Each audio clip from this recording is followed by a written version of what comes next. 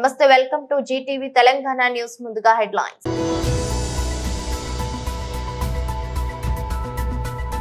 ఆదాని 100 కోట్ల విరాళం రిజెక్ట్ చేసిన ముఖ్యమంత్రి Revanth Reddy.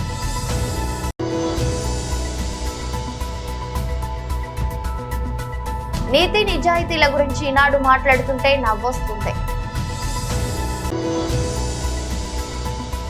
Temple eco adventure heritage tourism అభివృద్ధికి కార్యాచరణపై పవన్ కళ్యాణ్ గారి అధ్యక్షతన సమావేశం. ప్రపంచ ఆర్క్యూపంక్చర్ డే వేడుకలు విశ్వేశ్వరయ్య భవన్లో ఘనంగా నిర్వహించారు.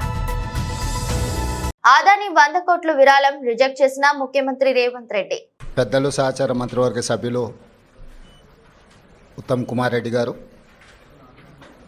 మిత్రులు శ్రీధర్ బాబు గారు, పొంగులేటి శ్రీనివాస్ రెడ్డి గారు, శాసనసభ్యులు మందుల సామెల్ గారు, వేం నరేందర్ రెడ్డి గారు, మిగతా మిత్రులు ఈ పత్రికా సమావేశంలో పాల్గొనడం జరిగింది. ప్రధానంగా ఈ పత్రికా సమావేశంలో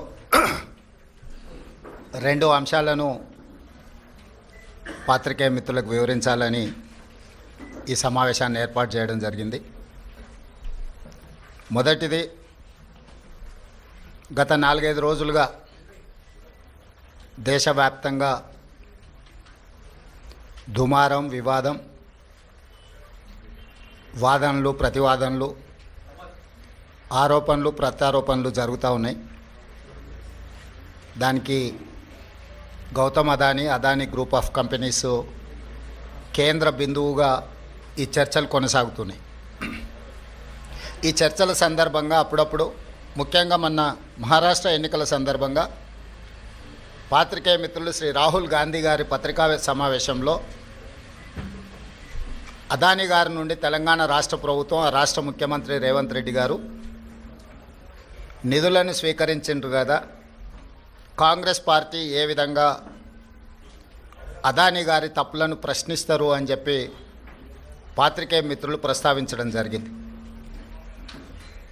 పాత్రికేయ మిత్రులకు చాలా సందర్భాలలో నేను వివరణ ఇచ్చిన, రాహుల్ గాంధీ గారు కూడా విస్పష్టంగా ఒక అంశాన్ని ప్రస్తావించారు.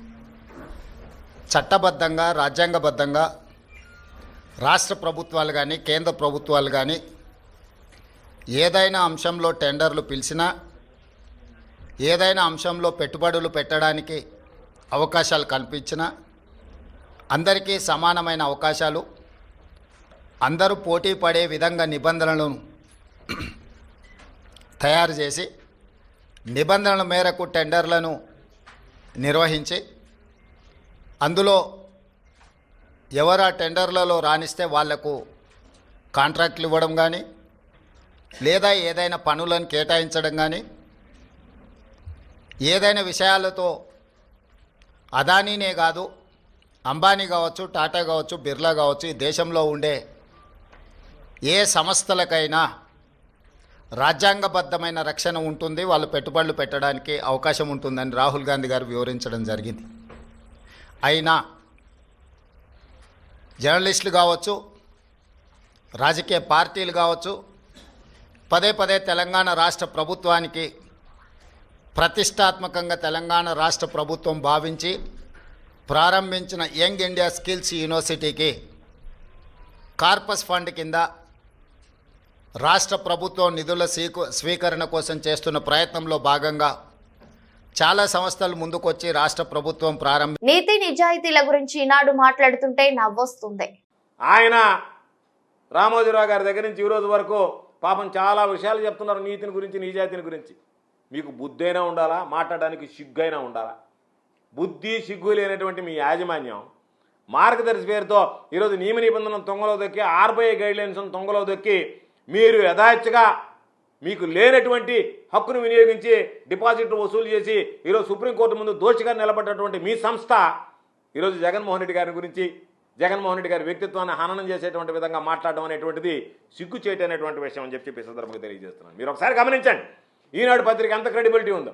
ఈనాడు పత్రిక నా మీద రాసింది, సిబిఐకి సంబంధించినటువంటి దాంట్లో అంతా జరిగిపోయింది, సిబిఐకి వచ్చేసింది, గోవర్ధన్ రెడ్డికి ఆ కేసులో ఇంత, ఈ కేసులో ఇంత, పాపం ఆయనే శిక్ష చేసాడు. పాపం ఈనాడు ఆయనే అప్పుడు రామోజీరావు గారు బతుకున్నాడు. ఆయన పాపం ఆ కేసులో సిబిఐ కేసులో సెక్స్ చేశాడు. ఈరోజు ఏదైనా వస్తే సిబిఐ లాంటి సంస్థ దర్యాప్తు జరిపించాలని రాస్తుంది ఈనాడు. ఆ రోజు సిబిఐ జరిపి క్లీన్ చిట్ ఇస్తే ఆ సిబిఐని విమర్శించింది ఈనాడు. అంటే ఈనాడుకి కావాల్సింది నీకు అనుగుణంగా వార్త రావాల్సిందే తప్ప వాస్తవాలు మనకిరావు. సిబిఐ మీద విచారణ చేసింది, వాస్తవాలు వెలుగు చూస్తున్నాయి. గోవర్ధన్ రెడ్డికి నైతికత ఉంటే రాజీనామా చేయాలని పెద్ద పెద్ద బ్యానర్ ఐటెంలు మీరు రాసి, ఆ రాసిన తర్వాత సిబిఐ విచారణ పూర్తయ్యేటప్పుడు ఈరోజు అయిపోయింది, రేపు అయిపోయింది, దొరికిపోయాడు, అయిపోయింది. ఆ ఉపహార కేసు ఒక ఆయన, ఈయన సోమిరెడ్డి ఒక ఆయన, పంచాకబెట్టి ఆయన, వీళ్ళందరూ కలిసి కేసులు సెక్షన్లు కూడా ఖరారు చేశారు. ఈరోజు కూడా అదే పరిస్థితి మీది. మీ బ్రతుకంతా అదే. ఈ మీద పడి జగన్మోహన్ రెడ్డి గారి మీద వైఎస్ఆర్ కాంగ్రెస్ పార్టీ ప్రభుత్వం మీద ఏడవడమే. తీరా సిబిఐ క్లీన్ చిట్ ఇస్తే సిబిఐని విమర్శించేటట్టుగా రాసావు నువ్వు పత్రికలో. కాబట్టి మీ ఆలోచన విధానం ఏ విధంగా ఉంది అంటే ఇక అజెండాతో పనిచేస్తున్నారు మీరు. నా అజెండా ఏంది? జగన్మోహన్ రెడ్డి గారి మీద బురద తల్లాలా, జగన్మోహన్ రెడ్డి గారు ఒప్పు చేసినా సరే దాన్ని తప్పుగా చూపించాలా, చంద్రబాబు నాయుడు ఎన్ని తప్పులు చేసినా సరే వాటిని ఒప్పులుగా చూపించాలా, చంద్రబాబు నాయుడు అవినీతి అక్రమాలన్నింటినీ పక్కన. Temple eco adventure heritage tourism అభివృద్ధికి కార్యాచరణపై పవన్ కళ్యాణ్ గారి అధ్యక్షతన సమావేశం.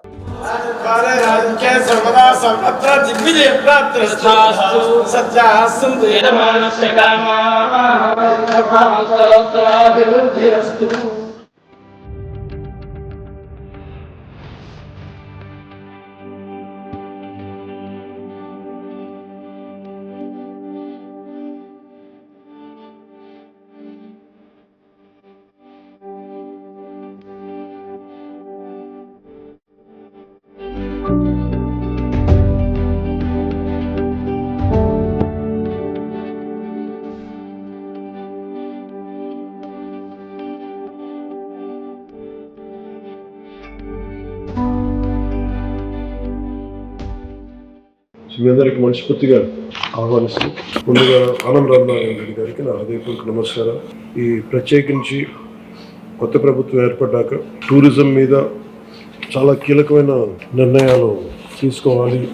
మనకి ఎంప్లాయ్మెంట్ జనరేషన్ జరగాలి. ఏమాత్రం పొగ కాలుష్యం లేని ఎక్కువ మంది అన్స్కిల్డ్ వారికి ఉపాధినిచ్చే పరిశ్రమ ఇది. ప్రస్తుతానికి వార్షికం సంవత్సరానికి 5% అభివృద్ధి ఉన్న పరిశ్రమ ఇది. ఏ కంట్రీ ప్రోగ్రెస్ అవ్వాలన్నా, ఏ స్టేట్ ప్రోగ్రెస్ అవ్వాలన్నా టూరిజం ఇస్ కీ. సో రాష్ట్రంలోనే ముందు చాలా అనేక సభల్లో అందరితో చెప్పింది అంటే రిలీజియస్ టూరిజం ఒకటి, ఎకో టూరిజం, అడ్వెంచరస్ టూరిజం చాలా స్కోప్ ఉన్నది. ఇవన్నీ ముందు తీసుకురావాలనేది ముందు ప్రీ గవర్నమెంట్ ఎలక్షన్ టైంలో మాట్లాడింది. ఈ రోజున వాస్తవ రూపం దాల్చడానికి ఈ మీటింగ్ మనం ఏర్పాటు చేసుకుని గౌరవ ముఖ్యమంత్రి శ్రీ చంద్రబాబు నాయుడు గారి ఆధ్వర్యంలో, ఆయన గైడెన్స్లో ఈ మీటింగ్ వెళ్తాం. మీరు చెప్పిన మాటలు సార్, ఇవి ప్రత్యేకించి ఈ టూరిజం పాలసీని ఎవాల్వ్ చేయడానికి వీ హ్యావ్ గ్రేటెస్ట్ స్కోప్. మీరు చెప్తున్నప్పుడు పివి నరసింహారావు గారు ఆయన దేవాదాయ శాఖ మంత్రిగా ఉన్నప్పుడు యాత్రా బస్సులు స్టార్ట్ చేసి పలు దివ్యక్షేత్రాలు వచ్చినప్పుడు గుర్తొచ్చింది మీరు చెప్తా ఉంటే. అవన్నీ వదిలేసాం ఈ రోజున. అంటే చాలా మంది మనం టూరిజం అనగానే చాలా పెద్దవి అనుకుంటూ ఉంటాం. ఇప్పుడు ఏమైపోయిందంటే టూరిజం అంటే వేరే దేశాలకు వెళ్ళడం అయిపోయింది తప్ప మనకి నేటివ్ టూరిజం అనేది ఇదైపోయింది. సో మీకంటే ముందు శాంతిప్రియ పాండే గారితో కూడా మన ఫారెస్ట్ డిపార్ట్మెంట్ అఫీషియల్స్తో కూడా చాలాసార్లు ఎకో టూరిజం గురించి మాట్లాడడం, ఎక్స్క్లూజివ్లీ ఒక ఎకో టూరిజం పాలసీని కూడా ఎవాల్వ్ చేసాం. I think committee has been constituted and ఒక ప్రత్యేక కార్పొరేషన్ కూడా పెట్టాం దానికి సంబంధించి. We have initiated corporation. When that policy would be ready ma'am? Ready with this. We have some discussions with stakeholders of pilots. మీరు అంటే simple guidance sir. దీనికి మనకున్న ఈ గ్రేటెస్ట్ ఆపర్చునిటీస్ ఉన్నాయి. అంటే నాకు మనం విదేశాలకు వెళ్ళి మనం దుర్గేష్ గారికి కూడా మీ దృష్టికి తీసుకొస్తున్నాం. ఇప్పుడు ఉదాహరణకి మనం కర్నూలు వెళ్తే అక్కడ బ్లాక్ బక్స్ ఉన్న క్షేత్రం ఏంటో, ఏరి ప్రాంతం ఏంటది? ఆదోని ఒకటి, తర్వాత మనం సిద్ధవటం ఒకటి. అంటే అపార్ట్ ఫ్రమ్ వీటన్నిటికంటే కూడా ఇవన్నీ ఎకో టూరిజం స్పాట్స్ లాగా ఉంటాయి. అడ్వెంచర్ టూరిజం లాగా. అంటే మనకి ఫెంటాస్టిక్, మనకి టెంపుల్స్ కానీ తర్వాత ఎకో టూరిజం సైట్స్ కానీ ఇవన్నీ అంటే మెయిన్ మనం దృష్టిలో ఏం పెట్టుకోవాలంటే మీరు ఫిల్మ్స్ని చాలా పాపులర్ చేయాలి. బిగినింగ్లో న్యూజిలాండ్ ఒకటి, ఇప్పుడు ఈ మధ్యన యుక్రెయిన్ కానీ ఇవన్నీ ఏంటి అంటే ఫిల్మ్స్ మనం చాలా ఈజీగా ప్రమోట్ చేయొచ్చు. అంటే ఇప్పుడు న్యూజిలాండ్ ఏమన్నదంటే ఈవెన్ మన మధ్య సింగపూర్లో కూడా If you promote one film, that will become your pamphlet. ఖర్చు పెట్టి తక్కువ వద్దేను మనకి వచ్చే మైలేజ్ ఎక్కువ. అందుకని మీరు ఫిల్మ్ ఫ్రెండ్లీ కనుక కొన్ని అంటే చాలా క్లాసిక్ లొకేషన్స్ అని నేను చాలాసార్లు అనిపించేది use to go out of countries. ప్రపంచ ఆక్యుపంక్చర్ డే వేడుకలు విశ్వేశ్వరయ్య భవన్ లో ఘనంగా జరిగింది. తెలంగాణ ఆక్యుప్రెషర్ ప్రాక్టీషనర్స్ అసోసియేషన్ ఆధ్వర్యంలో జరిగిన ఈ వేడుకలకు ముఖ్య అతిథిగా రాజ్యసభ సభ్యులు కె లక్ష్మణ్ హాజరయ్యారు. ఈ సందర్భంగా లక్ష్మణ్ మాట్లాడుతూ కేంద్ర ప్రభుత్వం ఆక్యుపంక్చర్ చికిత్స విధానానికి గుర్తింపు ఇచ్చిందని అన్నారు. ఎలాంటి సైడ్ ఎఫెక్ట్ లేకుండా చికిత్సలు అందించే విధానం ఆక్యుపంక్చర్ అని అన్నారు. ఈ విధానంపై ఉన్న అపోహలను తొలగించేందుకు ప్రత్యేక కార్యక్రమాలు నిర్వహించనున్నట్లు అసోసియేషన్ అధ్యక్షులు శ్రీధర్ తెలిపారు. అలోపతి విధానంలో కంటే అద్భుతంగా ఈ విధానంలో చికిత్సలు అందించవచ్చునని అన్నారు. కేంద్ర ప్రభుత్వం తమ చికిత్స విధానాన్ని గుర్తించడం ఎంతో సంతోషంగా ఉందని, ప్రతి రాష్ట్రంలో ప్రత్యేక కౌన్సిల్ ఏర్పాటుతో ప్రోత్సాహం లభిస్తుందని అన్నారు. ఈ కార్యక్రమంలో భాగంగా నూతన ప్రాక్టీషనర్లకు చికిత్స పద్ధతులపై అవగాహన కల్పించారు. Thank you, sir, for highlighting the significant impact of acupuncture on wellness and healing. Please join me in giving a big round of applause.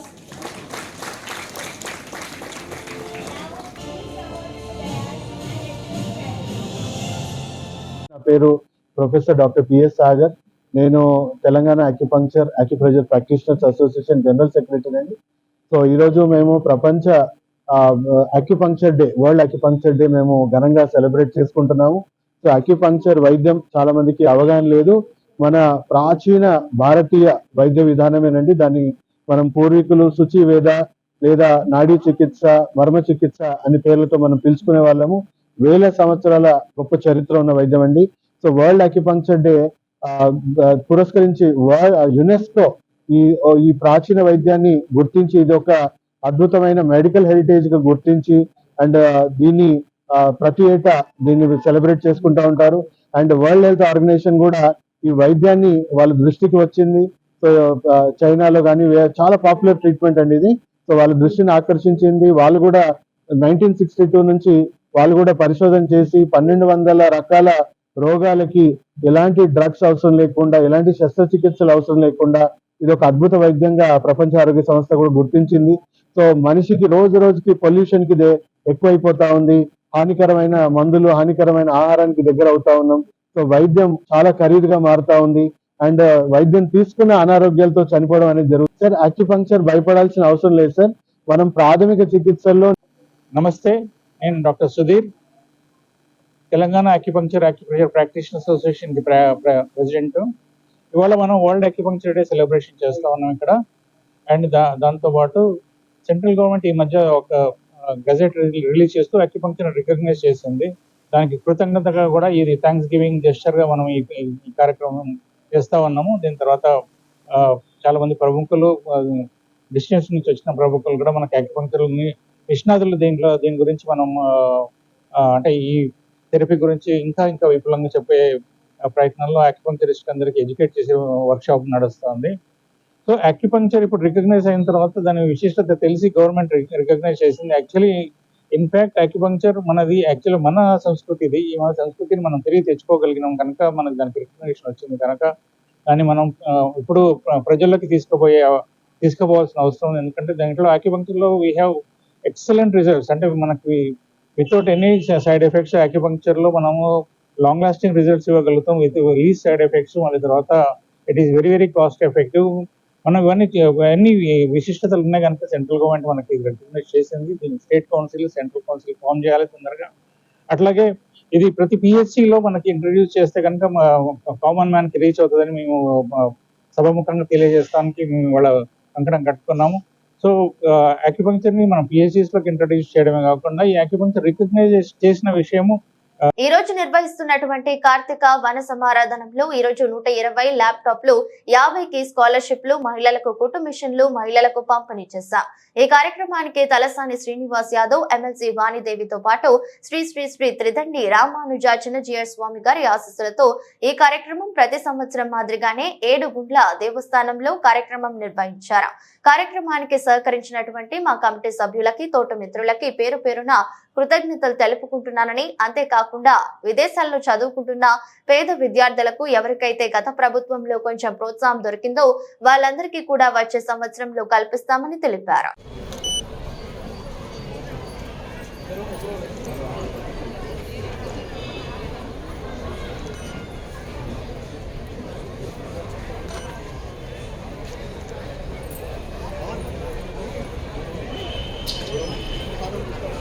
Mallikarjuna, we ఉద్దేశ్ Kumar, A Yogesh, are Sai Teja. ఇక ఉంటే మేము పిలిచినప్పుడు స్టేజ్ మీదకి వస్తూ చాలు. అంతకంటే ముందు మన సనత్ నగర్ శాసనసభ సభ్యులు శ్రీ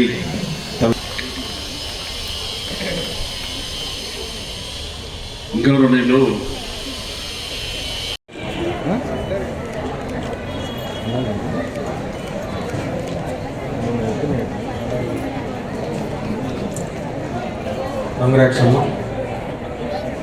బంధువులారా, పవిత్రమైనటువంటి ఈ కార్తీక మాసంలో ఎన్నో ప్రాంతాలలో ఆలయాలలో అందరూ ఒకచోట చేరి కార్తీక సమారాధన అనే పేరుతో, వనభోజనాలు అనే పేరుతో సంఘటితమైనటువంటి కార్యక్రమాలు జరుపుకుంటూ ఉంటారు. ఇది మనకే కొత్త కాదు. అయితే ఇక్కడ జరిగే కార్యక్రమానికి ఇతర ప్రాంతాల్లో వారు చేసుకునే కార్యక్రమాలకు ఉండే తేడా ఏంటి అని అంటే, ఇక్కడ ఒక విశిష్టమైనటువంటి కార్యక్రమాన్ని మనం జరుపుకుంటున్నాం. బ్రాహ్మణ సేవా సంఘ సమాఖ్య అనే పేరుతో సమాజానికి ఎప్పుడు ప్రయోజనాన్ని కలిగించేటువంటి ప్రధానమైనటువంటి బ్రాహ్మణ వర్గాన్ని వారి కార్యక్రమాల్లో ఎక్కడెక్కడైతే లోటు ఉంటుందో ఆ లోటును పూర్తి చేయడం కోసం బ్రాహ్మణ వర్గాల్లో ఉండేటువంటి విద్యార్థులు కావచ్చు, విద్యార్థినులు కావచ్చు, వారి జీవితాన్ని చక్కగా ప్రకాశింపచేసుకుంటూ సమాజాన్ని ప్రకాశింపచేయడం కోసం కావాల్సినటువంటి సహకారం అనే సేవను అందించడం కోసం శ్రీ శ్రీడండి ఎంతో సంతోషదాయకమైనటువంటి సందర్భం. బ్రాహ్మణ సేవా సంఘ సమాఖ్య ఆధ్వర్యంలో మిత్రులు వెన్నను రామ్మోహన్ గారి అధ్యక్షతన జరిగేటువంటి కార్యక్రమం ప్రతి సంవత్సరం ఎంతో బ్రహ్మాండంగా బ్రాహ్మణ సమాఖ్య ఆధ్వర్యంలో జరిగేటువంటి గొప్ప కార్యక్రమంలో పెద్దలందరినీ పిలవడం, చిన్నారులకు ఏదో ఒక కార్యక్రమం, ఇప్పుడే మిత్రులు చెప్పినట్టు ల్యాప్టాప్లు ఇవ్వడం, ఇటువంటి కార్యక్రమాలు చేస్తున్నప్పటికీ యూనిటీ అనేది మనకెంతో అత్యవసరమైనటువంటి సందర్భం. ఈరోజు సనాతన ధర్మంలో ధర్మాన్ని పాటించవలసినటువంటి సందర్భాలలో మనందరికీ తెలుసు, ఈరోజు మన రాష్ట్రమే కాదు యావత్ దేశంలో, ప్రపంచంలో కూడా ఈరోజు సనాతన ధర్మంలో ఉన్నటువంటి ధర్మాన్ని కాపాడడానికి మనం దేవుని బిడ్డలుగా చేసేటువంటి చాలా కార్యక్రమాలు, మనకు దేవుళ్ళు చాలా మంది ఉంటారు, చాలా టెంపుల్స్ ఉంటాయి. ఈరోజు మన సనత్ నగర్ నియోజకవర్గంలో అత్యంత బ్రహ్మాండమైనటువంటి దేవాలయాలు ఉన్నాయి. గణేష్ టెంపుల్ మొదలుకొని, మహాకాళి అమ్మవారి టెంపుల్ మొదలుకొని, ఇక్కడ బల్కంపేట ఎల్లమ్మ అమ్మవారు, ఇక్కడ హనుమాన్ దేవాలయం. బ్రాహ్మణ సేవా సంఘ సమాఖ్య ఆధ్వర్యంలో ఈరోజు నిర్వహిస్తున్నటువంటి కార్తీక వన సమారాధనలో మేము 120 ల్యాప్టాప్స్, 50 మందికి స్కాలర్షిప్స్, అంతేకాకుండా మహిళలకి కుట్టు మిషన్లు కూడా ఈరోజు ఇవ్వడం జరిగింది. మరి శ్రీ శ్రీ శ్రీ తిదండి రామానుజ చిన్నజీయ స్వామి గారి ఆశీస్సులతో మరి ఈ కార్యక్రమం మేము నిర్వహించుకోవడం ప్రతి సంవత్సరము ఈ ఏడిగుళ్ళ ప్రాంగణంలో నిర్వహించుకోవడం మాకు ఎంతో సంతోషంగా ఉంది.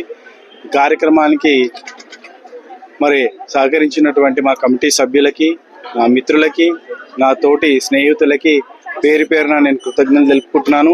ఇలాంటి కార్యక్రమాలు బ్రాహ్మణ సేవా సంఘ సమైక్య ఆధ్వర్యంలో మేము ఇంకా ఎన్నో ముందరికి తీసుకెళ్లాలని చెప్పి మేము కోరుకోవడం జరుగుతోంది.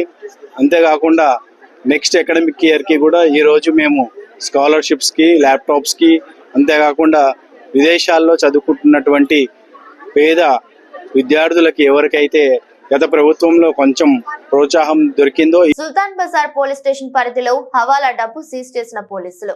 హనుమాన్ టెక్నిక్ ప్రాంతంలో హవాలా డబ్బులను తరలిస్తున్న వ్యక్తిని చాకచక్యంగా పట్టుకున్న సుల్తాన్ బజార్ ఏసీపీ శంకర్. బ్యాగ్ లో తరలిస్తున్న 6,69,000 నగదు సీజ్. ఆ వ్యక్తిని అదుపులోకి తీసుకుని విచారిస్తున్న పోలీసులు.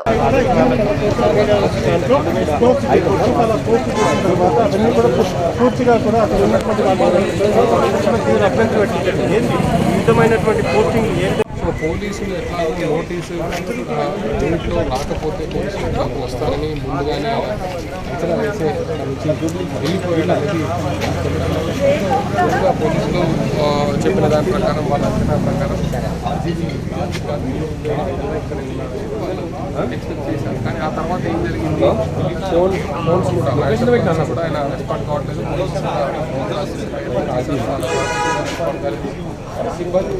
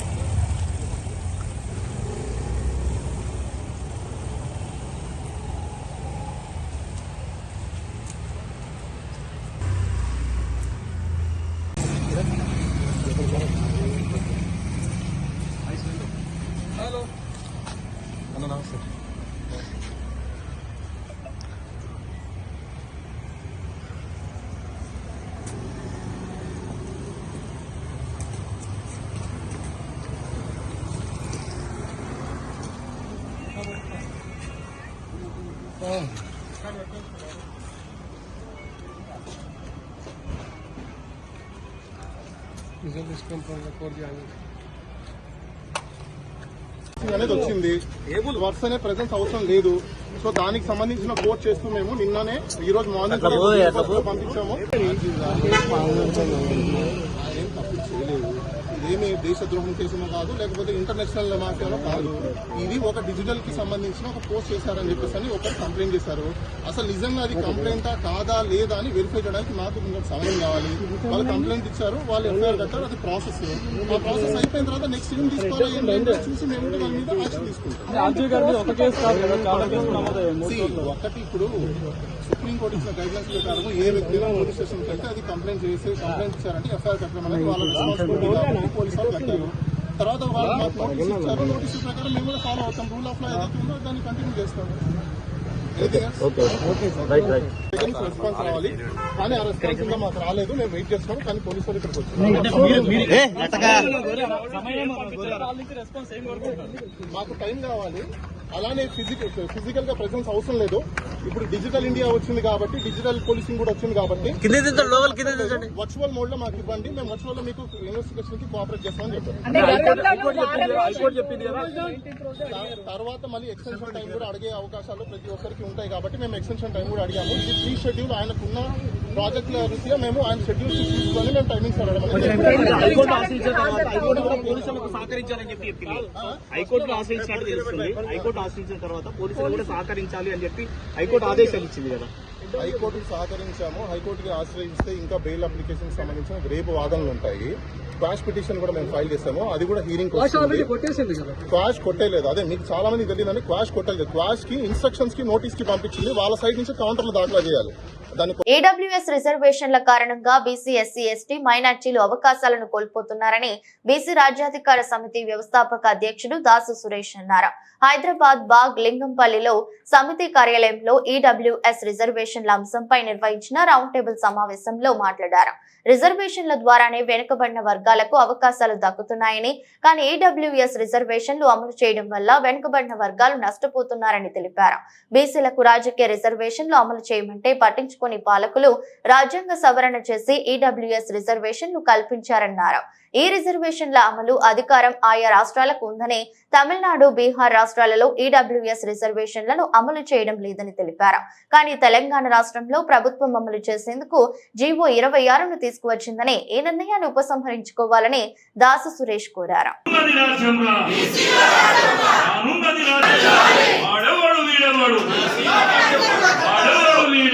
కొంచెం డోర్ పెట్టండి, డోర్ పెట్ట పైన లాక్ 5 సంవత్సరాల నుంచి వెళ్ళి వాళ్ళ తిండి వాళ్ళ అవకాశాలు వాళ్ళే తింటున్నారు. దాంతోపాటు బీసీలకు ఎస్సీలకు ఎస్టీలకు చెందాల్సినటువంటి వాటాను కోటాను తిండిని కూడా వాళ్ళే తింటారు. మరి మేము ఈరోజు ఇలా మీటింగ్ ద్వారా చాలా స్పష్టంగా తెలియజేస్తున్నాం. మీ తిండి మీరు తింటా ఉన్నారు, మా తిండి కూడా మీరే తింటా ఉన్నారు. ఇక పైన ఇది మంచి పద్ధతి కాదు, ఇది చెల్లది.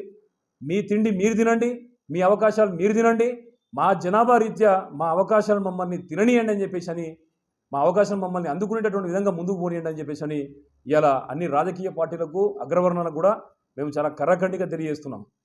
ఇంకో విషయం ఏంటంటే, ఇక్కడ ఏదైతే బీసీలకు రాజ్యాధికారం అంటే చట్టసభల్లో రిజర్వేషన్లు కావాలన్నా, బీసీ మహిళలకు మహిళా బిల్లు సబ్కోటా కావాలన్నా, జాతీయ జనగణనలో బీసీ గణన జరగాలన్నా, అదేవిధంగా ఏదైతే బీసీలకు ప్రత్యేకమైనటువంటి బడ్జెటు మంత్రిత్వ శాఖ దక్కాలన్నా కూడా వీటి కోసం పోరాటం చేయాల్సిన అవసరం ఉన్నది.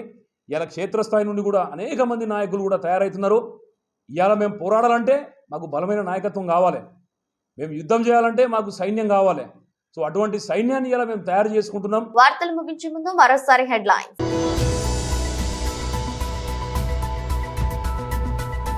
ఆదాని 100 కోట్ల విరాళం రిజెక్ట్ చేసిన ముఖ్యమంత్రి Revanth Reddy.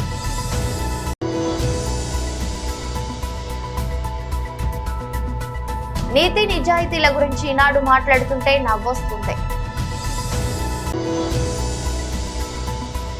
Temple eco adventure heritage tourism అభివృద్ధికి కార్యాచరణపై పవన్ కళ్యాణ్ గారి అధ్యక్షతన సమావేశం. ప్రపంచ ఆర్క్యూ పంచర్ డే వేడుకలు విశ్వేశ్వరయ్య భవన్లో ఘనంగా నిర్వహించారు. ఇది బులెటిన్. మరో బులెటిన్లో మళ్ళీ కలుద్దాం. అంతవరకు సెలవు, నమస్కారం.